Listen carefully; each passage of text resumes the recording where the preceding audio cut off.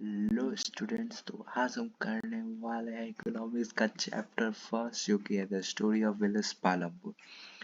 अब सबसे बड़ी बात, तो क्लास 9th में आ चुके हैं, तो एक और सब्जेक्ट ऐड होगा जिसका नाम है इकोनॉमिक्स सिस्टम में। तो बहुत सारे बच्चों को तो पहले ही लग रहा होगा, अरे बाप रे, फिर से एक नया सब्जेक्ट। इकोनॉमिक्स कुछ नहीं, इकोनॉमिक्स को हिंदी में कहा ही जाता है अर्थशास्त्र। मतलब कि इसमें आपको बताया जाएगा, ये ऐसा सब्जेक्ट है जिसमें आपको इकोनॉमी के बारे में बताया जाएगा। इंडिया की इकोनॉमी कैसी है, वर्ल्ड की इकोनॉमी कैसी है, हम अपने कंट्री को कैसे डेवलप बना सकते हैं, इन्हीं सब चीज़ों के। तो चलिए शुरू करते हैं फर्स्ट चैप्टर से, जो कि था स्टोरी ऑफ विलेज पालमपुर। अब ये जो विलेज पालमपुर है, ये पालमपुर ऐसा गांव नहीं है कि मतलब मतलब कोई एग्जिस्टिंग गांव नहीं है। जैसे मतलब आप लोग चले गए कल ढूंढने की पालमपुर किधर है, तो पालमपुर एक हाइपोथेटिकल विलेज है। हाइपोथेटिकल विलेज है, ठीक है। हाइपोथेटिकल और विलेज का मतलब हाइपोथेटिकल तो है, ठीक है। अब इसका मतलब क्या होता है हाइपोथेटिकल का?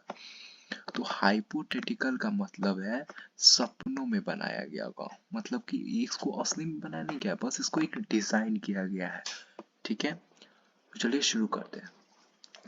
The purpose of the story is to introduce some basic concepts relating to production, and this we do through a story of hypothetical village। मैंने कहा था ना, hypothetical village है पालमपुर, सपनों में बनाया गया गांव।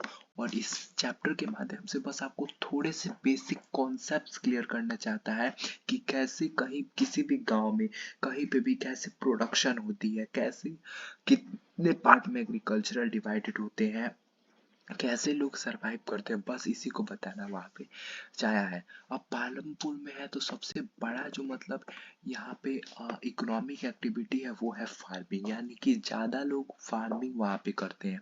कुछ अदर भी एक्टिविटीज है, जैसे small scale manufacturing, dairy, transport, लेकिन ये बहुत छोटे मतलब पैमाने पे किया जाता है। बड़े पैमाने पे फार्मिंग किया जाता है वहाँ पे। उसके अलावा मतलब इसलिए भी नहीं किया जाता है क्योंकि बहुत सारे रिसोर्सेस की जरूरत होती है इन सब चीजों के लिए, ठीक है। तो शुरुआत करते हैं। तो पालमपुर जो है एक नेबरिंग विलेजेज और इसके टाउन, मतलब कि एक पालमपुर जैसे आप इसके मतलब कि रायगंज एक बड़ा सा विलेज है जो कि 3 किलोमीटर है पालमपुर से। और ये रहा पालमपुर आपका, ठीक है। ये रहा पालमपुर, ठीक है। और ये रहा आपका रायगंज। तो ये जो रायगंज है ये पालमपुर से कितना है, 3 किलोमीटर। और जितना भी इसका रोड है वो किससे कनेक्ट करता है, तो इसी के बगल में एक टाउन है जिसका नाम है शाहपुर। तो जितना भी रोड है वो सब किससे कनेक्ट करता है पालमपुर को, शाहपुर से। 3 किलोमीटर पालमपुर से कौन है, रायगंज। और सारा भी जो भी मतलब रोड है वो किसको कनेक्ट करता है, शाहपुर से, ठीक है। अब इस पे रोड पे आपको बहुत सारे ट्रांसपोर्ट दिख जाएंगे। स्टार्ट होता है वो बुलक कार्ट से, टांगा से, बोगी से। और वो जो पहले चलता था ना टांगा, तो उस पे मतलब कि और ये भी होता है, क्या बोलते हैं उसको, टायर, हाँ, जिसपे मतलब आज के जमाने में बहुत कम देखने को मिलता है आज के टाइम पे, लेकिन वो उस पे भी होता था, जो कि बैलों के द्वारा चलाया जाता है, जो कि जैगीर से होता था। जैगीर मतलब गुड़, मीठा। और बहुत सा और कुछ लोग भी जो थे जो मोटरसाइकिल, जीप, ट्रैक्टर से जा रहे थे।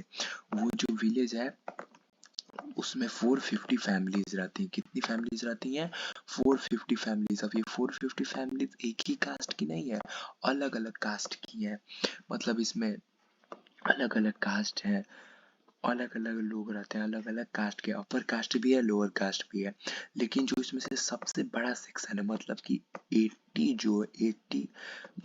80 है वो अपर कास्ट फैमिलीज है, ठीक है। 80 अपर कास्ट फैमिलीज है। और यही 80 पीपल जो लैंड है, उस लैंड का मेजोरिटी लैंड यानी कि ज्यादा हिस्सा कौन कैप्चर करती है, तो ये 80 जो अपर कास्ट फैमिलीज है वो कैप्चर करती है। और इनके जो घर हैं वो भी बहुत बड़े हैं, सीमेंट के बने हुए हैं। लेकिन वहीं हम दूसरी तरफ देखें, एससी यानी कि दलित के, जो जो कि मतलब पूरे पॉपुलेशन मतलब कि 450 का मात्र 1/3 कौन कैप्चर करता है, तो एससी कैप्चर करता है, ओके। एससी करता है कैप्चर, और ये एक कॉर्नर में विलेज के रहता है, मतलब कि और ये मतलब एक कॉर्नर में रहता है, मतलब ऐसे, मतलब अपर कास्ट ही रहते हैं और साइड में कॉर्नर में ये रहते हैं, एससी दलित्स रहते हैं। और इनके जो घर होते हैं, मतलब अपर कास्ट फैमिलीज के मुकाबले बहुत छोटे हैं होते हैं, यानी कि मड और स्ट्रो के बने होते हैं। वहीं अपर कास्ट फैमिलीज के घर किसके बने होता है, सीमेंट के, ब्रिक्स के। वहीं इनके मड और स्ट्रो के बने होते हैं। बहुत सारे हाउसेस में इलेक्ट्रिक कनेक्शन है। इलेक्ट्रिसिटी ही क्या करता है कि पूरे फील्ड में ट्यूबवेल से, इलेक्ट्रिसिटी पूरे फील्ड में ट्यूबवेल्स में पानी पहुंचाता है। और ये इस काम, और छोटे छोटे जो बिजनेस होते हैं, आगे हम लोग चल के देखेंगे, उसमें भी इलेक्ट्रिसिटी बहुत मदद करता है। अब पालमपुर की हम लोग बात कर रहे हैं, तो पालमपुर की जरा स्कूलिंग सिस्टम के बारे में बात कर लेते हैं हम लोग। तो पालमपुर में दो प्राइमरी स्कूल है। प्राइमरी मतलब 1 to 5, ठीक है। और एक हाई स्कूल है जो कि अप टू 10 और 10+2 तक है। उसके अलावा पालमपुर में एक प्राइमरी हेल्थ सेंटर है जो कि गवर्नमेंट के द्वारा चलाया जाता है, यानी कि उसको कोई प्राइवेट नहीं रन करता है। और एक प्राइवेट डिस्पेंसरी भी है जहाँ पे सिक, मतलब कि मतलब यहाँ पे क्वेश्चन आ सकता है, give an introduction to village Palampur. तो ये सारे पॉइंट्स आपको उसमें लिख के आने होंगे। अब इतना जो ऊपर फैक्ट दिया था, इससे ये पता चलता है कि पालमपुर एक बहुत अच्छा, मतलब वेल डेवलप्ड है। इसका जो रोड वेल डेवलप है, ट्रांसपोर्ट वेल डेवलप्ड है, इलेक्ट्रिसिटी, इरिगेशन, सारी चीजें इसकी अच्छी हैं। स्टोरी ऑफ पालमपुर एक इमेजिनरी गांव है, मैंने आपको पहले ही बताया था। और मतलब कि अगर हम लोग इंडिया ही में बात किया जाए, तो मतलब इंडिया में तो मतलब सबसे ज़्यादा अगर कोई चीज़ की जाती है तो वो फार्मिंग है। उसी तरह पालमपुर में सबसे मेन प्रोडक्शन एक्टिविटी हमारी फार्मिंग है। और भी प्रोडक्शन एक्टिविटीज़ है, जैसे कि small manufacturing, transport, shop keeping और एसेट्रा। तो चलिए अब हम लोग देखते हैं। नेट इसको पहले मिटा देने दीजिए।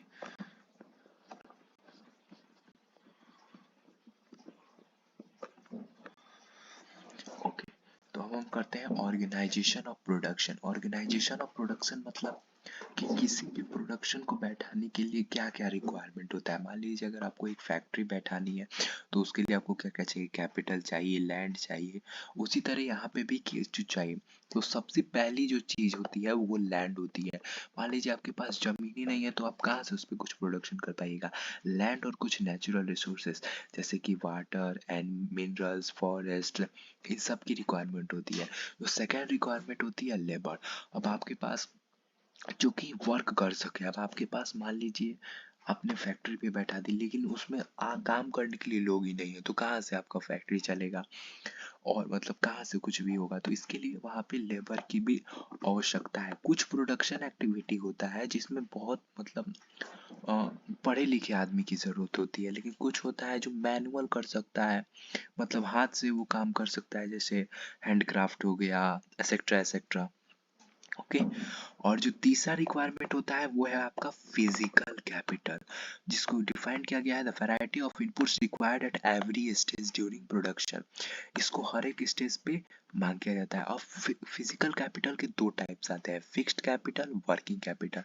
और फिक्स्ड कैपिटल मतलब कि मान लीजिए आप एक बार कोई मान लीजिए आपने एक फैक्ट्री बैठाया, आप डेली डेली तो आप उस फैक्ट्री को तोड़ेंगे नहीं, बनाएंगे फिर नया, ऐसा तो नहीं करेंगे। वो एकदम आप एक बार बना देंगे, वो सालों साल तक चलेगा। तो उस कैपिटल को हम लोग बोलेंगे फिक्स्ड कैपिटल, मतलब कि वैसा कैपिटल जो सालों साल तक यूज किया जा सके। वही दूसरा आता है वर्किंग कैपिटल। अब मान लीजिए आपने फैक्ट्री तो बैठा दिया, फैक्ट्री में किसी भी चीज को अगर ले जाना है, मान लीजिए हमको चीनी बनाना है, तो चीनी के लिए क्या चाहिए, शुगर केन। तो शुगर केन को हम फैक्ट्री में ले जाएंगे, तो शुगर केन क्या है, रॉ मटेरियल है। तो रॉ मटेरियल डेली डेली ले जाना होगा तभी तो होगा। और कुछ पैसा भी चाहिए होगा, तभी तो हम लेबर का पेमेंट कर पाएंगे जो उसमें काम कर रहा है। तो रॉ मटेरियल और जो कुछ पैसे भी चाहिए होते हैं, इन सबको वर्किंग कैपिटल माने जो मतलब एकदम फिक्स नहीं है, उसको काम करना है उसके लिए, तो उसको हम लोग वर्किंग कैपिटल बोलते हैं। इसके अलावा चौथा रिक्वायरमेंट भी है, जिसके लिए अब आपको ऐसा तो नहीं है, अब आप सोचिए, आप फैक्ट्री आपको कंस्ट्रक्ट करना है, बनाना है आपको, लेकिन अब आपके पास मतलब उतना भी नॉलेज नहीं है कि आप एक फैक्ट्री बना पाए, तो क्या उसको आप कर पाएंगे? नहीं कर पाएंगे। और अपना प्रॉफिट भी आप उसमें से नहीं बना पाएंगे। तो आज के दिन उन सब चीजों को ह्यूमन कैपिटल के नाम से जाना जाता है, ठीक है। अब यहाँ पे ये जो है, यहाँ पे फैक्टर्स ऑफ प्रोडक्शन का डिफिनेशन दिया है, कई बार एग्जाम में आ जाता है 2 नंबर में, नहीं तो लॉन्ग क्वेश्चन आंसर में आएगा describe the factors of production, तो आपको ये सारी चीजें लिखनी पड़ेगी। जितनी भी प्रोडक्शन है उसको land, labour, physical capital, human capital सबको मिला करके बनाना पड़ता है। इसी से इनको फैक्टर्स ऑफ प्रोडक्शन के नाम से जाना जाता है। और फार्मिंग इन पालमपुर की बात की जाती है, तो फार्मिंग इन पालमपुर में जो सबसे पहला पॉइंट है वो है लैंड। वहाँ पे जो फार्मिंग इन पालमपुर है वो फिक्स्ड है। वो तो आपने पहले ही देखा है कि फार्मिंग जो है मेन प्रोडक्शन एक्टिविटी है कहाँ पे? पालमपुर में। और 75% पीपल जो है किस में डिपेंडेंट है? एग्रीकल्चर पे। मात्र 25% ही पीपल है जो अदर मतलब अदर रिसोर्सेज पे डिपेंडेंट है। बाकी 75% किस पे डिपेंडेंट है? एग्रीकल्चर पे, अपने जीवन को चलाने के लिए। अब ये जो 75% है ये फार्मर्स भी हो सकते हैं और फार्म लेवलर्स भी हो सकते हैं, मतलब जो खेत में काम करते हैं, ठीक है। अब लेकिन एक जो बेसिक कांस्टेंट, कांस्टेंट का मतलब होता है रुकावट, ऑब्स्टेकल, ठीक है। मैं यहाँ पे मिनट लिख भी देता हूँ। ऑब्स्टेकल होता है कांस्टेंट का मतलब, ठीक है।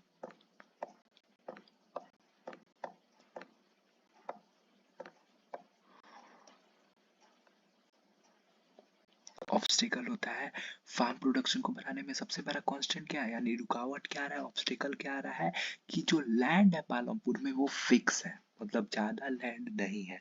अब मान लीजिए 10 लोग हो जाए और लैंड केवल 4 लोगों के बराबर ही है, तो उसमें प्रोडक्शन बढ़िया से हो पाएगा? नहीं हो पाएगा। यह तो यही बता रहा है कि 1960 से पालमपुर में कोई भी एक्सपेंशन नहीं हुआ था लैंड एरिया का कल्टीवेशन में। लेकिन उसके बाद कुछ जो वेस्ट लैंड्स थे उनको कन्वर्ट किया गया किस में? कल्टीवेटेड लैंड में, मतलब कि वो कल्टीवेट कर सके हम लोग उसको। तो ये थी कि मतलब बेसिक कॉन्स्टेंट क्या, रुकावट क्या राइज हो रही है। अब दूसरा जो चीज होता है, क्या कोई ऐसा तरीका है जिससे मतलब ज्यादा क्रॉप्स पे लाया जा सके एक सेम लैंड से?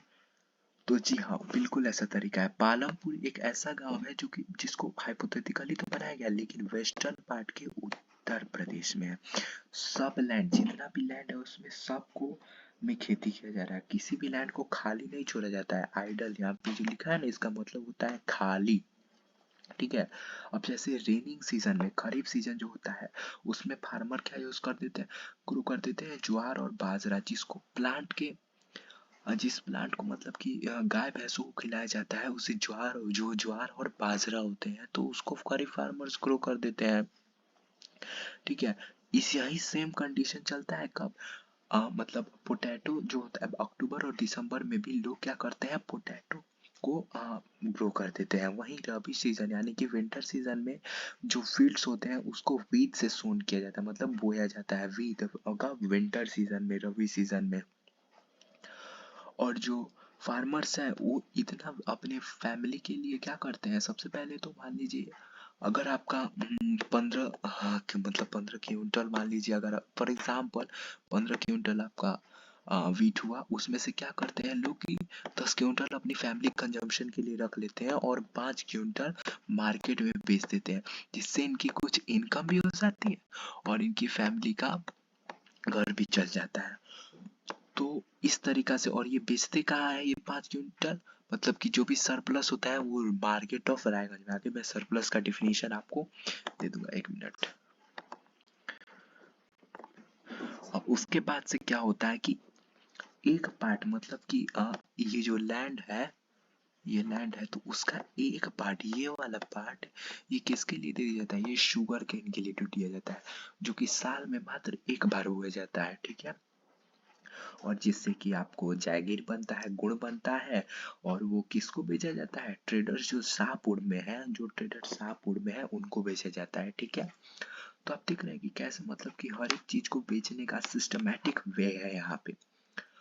अब जो सबसे बड़ा कारण यहाँ पे आता है कि मतलब मतलब एक ही लैंड पे फार्मर्स तीन तीन क्रॉप कैसे उगा पा रहे हैं, मतलब जैसे यहाँ पे ने देखा वहां पे इन ईयर एक साल में कैसे उगा ले रहे हैं। जैसे खरीफ में फार्मर ज्वार और बाजरा उगा देते हैं, अक्टूबर दिसंबर में पोटैटो उगा देते हैं, विंटर सीजन में वीट भी उगा देते हैं, शुगर केन भी उगा देते हैं। तो ये सबसे पहले हो पाया है तो वेल डेवलप्ड इरिगेशन, यानी कि सिंचाई का जो वहाँ पे स्थिति है वो बहुत अच्छा है। इलेक्ट्रिसिटी वहाँ पे सबसे पहले आता है, और पर्शियन व्हील्स को वो लोग बहुत पहले से यूज कर रहे हैं, पुराने जमाने से। ठीक है, और इलेक्ट्रिसिटी तो है ही उसको करने के लिए। ठीक है, अब उसके अलावा सब कोई मतलब कुछ फार्मर्स ऐसे भी थे जो प्राइवेट ट्यूबवेल्स बैठा दिए अपने खेतों में ताकि वो सिंचाई कर पाए। ठीक है, अब सबसे बड़ा यहाँ पे बात आता है टू ग्रो। अब यहाँ पे मल्टीपल क्रॉपिंग का डिफिनीशन दिया है।